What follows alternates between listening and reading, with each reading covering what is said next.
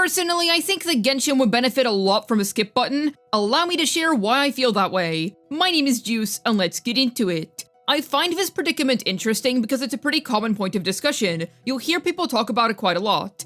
The Genshin seriously needs a skip story button in order to improve the general overall experience. I completely agree for a decent number of reasons, and I thought that it'd be neat to share my own personal perspectives on the matter. I think the immediate thing that comes to my mind is that anytime I've ever replayed a game that doesn't have a skip button, my number one complaint was why isn't there a skip button? I'm gonna use Pokemon Gen 7 as my example here, whether that be the original Sun and Moon releases or Ultra Sun and Moon. I've been a Pokemon fan since I was a really small kid, and I still keep up with the games to this day. However, Gen 7 is easily my least favorite of every Pokemon game when it comes to replay value, for one simple reason. Holy yap! Is the story decent in Ultra Sun and Ultra Moon compared to other Pokemon games? Yeah, I think it's decent, though the Ultra editions messed up the plot a little. I prefer the original Sun and Moon stories. Yet with that being said, shift your gaze to literally any soft reset shiny hunt for the Gen 7 starters to see why a skip button would be so needed in that game, which for those of you who have no idea as to what I just said, it's the same as re-rolling in Genshin for something specific that you want. It's one of my least replayed Pokemon games due to the unskippable yap. Even if there's a ton of aspects which I do like about Gen 7, I just can't stand the yap. It doesn't help that I don't like Lily as a character. Pretty much the only ones I like out of Sun and Moon are Lusamine and Gladion. So while I do enjoy keeping up with the Genshin story myself, I can 100% understand where people are coming from when they want to get things over with and delve into gameplay instead. Shoot, even as someone who does read Genshin's story, I think a skip button would be brilliant quality of life in general. First off, because not every Archon quest is a winner for everyone. A lot of people enjoyed Sumeru, but I just didn't. A lot of people enjoyed the first half of Inazuma, but didn't like the second half, whereas I much preferred the second half over the first. Being able to skip all of the Samsara stuff would have been greatly appreciated. Another thing is this.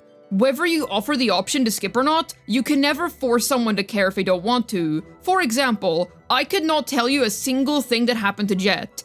I only know her name because I've seen some people mention it a few times. That's it. I didn't care for anything other than the quest rewards, so I powered through the whole thing without reading what was going on. I also couldn't tell you anything about the Norzizenkreuz questline. I just know that I got this neat looking sword out of it. However, I'd be able to tell you a little bit about Remuria, since the context and lore of that place did actually interest me, and I'd be able to info dump you about my opinions on the chasm because I love that entire place so much. In all situations, no skip feature was offered. However, the outcome still remained the same if that makes sense. The stuff that I originally would not have cared about, I still don't care about it, and the stuff I did care about also remained the same. The only way that a skip button would have altered my experience is that it would have saved me a crud ton of time during many of the long quest lines which I did not read. I mean, sure, there are inevitably going to be people who end up missing out on some stories that they would have otherwise really enjoyed if it were all skippable. However, even the Persona series, a game which is incredibly story-driven with an amazing plotline, has a 2x option if you want to whiz past the long conversations during the visual novel portions of the game. Is that the best way to experience Persona? No, not really, but the choice is there for people who just don't care. They already added this over in ZZZ. Have I ever skipped the story over there? No, because it's peak incarnate in my opinion, but there were 2 times where I did. I skipped anything and everything related to Koleida Bellabog, because she jumped me during my lighter pulls. Attempting to separate me from Best Boy equals instant apathetic ignore status from me. And the second time was when I skipped all the Soldier 11 stuff because I didn't care about her. And what do you know, it didn't hurt my deeper understanding of the game's overarching plot. In fairness, skipping key lore moments in Genshin would hurt someone's overall understanding of the plot, but consider this, what if they just don't care? That's a pretty realistic situation to be in too. It's relevant mechanically as well, since these quests have rewards locked behind them. So skipping ahead of the app to complete the small tasks and such would help clear out so many people's quest logs. I mean, dude, I stopped bothering with longer side quests a while ago. My freaking Fontaine still has a dead tree. World quests can be interesting, but like I said earlier, you can't force interest. Folks will decide for themselves whether the story presented is interesting or not before choosing to skip the dialogue. And if somebody is skipping only to farm for primos, they would have been spam-clicking the dialogue boxes without paying attention to them already in the first place. With the example that I brought up earlier regarding ZZZ, it has a skip button for its more animated story presentation moments. It's available for you to use at any time, except when you're talking to characters in the overworld. Yet because the story was so good, I never skipped any of it. And the side quest quality of life is mostly something that I bring up because of a quest I did in Wuthering Waves recently. I had no clue as to what two random NPCs wanted out of me because I kept skipping their dialogue. But when I played their quest, I was running through 3 towers trying to hunt down a specific monster until I could end all 3 of them at once. It was a pretty fun quest, and yet I didn't understand or care for any of the context behind it. Gameplay should be able to speak for itself. Who remembers Enconomia from way back when? The gameplay there was really fun in my opinion, but it's been such a long time, so perhaps nostalgia could be clouding my judgment. But it still remains as one of my favorite locations in the entirety of Genshin to this day. And while the Enjo quest was pretty good in fairness, the area was able to speak for itself. I mostly want to skip button for the sake of my dank quest backlog. I'm probably never gonna get around to doing them all, man. Letting new players go straight to Nalt on after finishing the events of Liyue is a great step in the right direction. Are they ever gonna incorporate a skip button into their main story? I really couldn't tell you.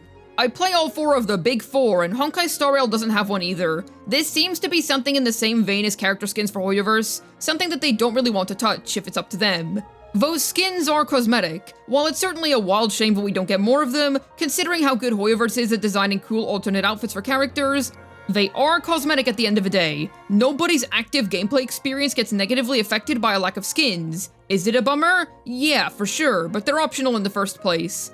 A skip button is different, however, because it's not cosmetic. That's something that would massively change the pacing of Genshin Impact on the whole. Something that I'd like to point out in relation to pacing, actually. This is a live service game. So they'll release a whole bunch of filler stuff to keep us held over until the next big lore drop patch, where we learn all sorts of new factoids in relation to Tevat's wider lore. So, naturally, some quests are gonna feel a little filler. Being able to skip some of the more superfluous stuff that has long since served its purpose would massively help with pacing, in my opinion. They could do a Zenless Zone Zero and Wuthering Waves do, where before you skip something, you get a brief little summary of what it is that you'd otherwise be missing before you move on. It's a nice way of keeping people in the loop, while still letting folks run ahead at their own pace. And listen, I think that Genshin should have a universal skip button for every single type of quest, but if they insist on keeping the pacing as it is, then at least implement it for the side quests. Grinding out Primo Gems can feel pretty slow when you try to do it via quests, so cutting them down to only the main tasks that you have to complete would be neat.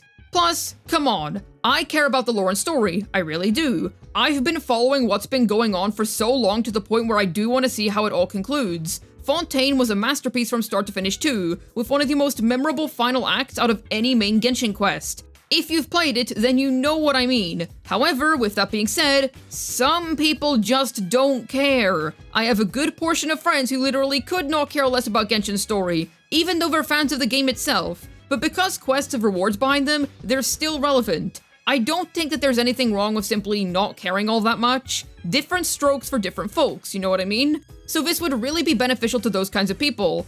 Also, a skip button is one of the most normal features for any video game in existence to ever have. Pokemon doesn't have it except for the credits, which you can in fact skip, thank goodness. But that has always hurt the replayability of the yappier Pokemon games to me. Then pretty much every other franchise has one, and if not a skip button, then dialogue spamming is a whole lot faster. Dude, back when you couldn't skip post-game credits in Pokemon, brutal times, man, brutal times. It's definitely an interesting ongoing debate. Genshin's story is indeed one of its main focal points, but it's fairly realistic that somebody only plays the game for the characters, their kits, the overworld exploration, or some other things.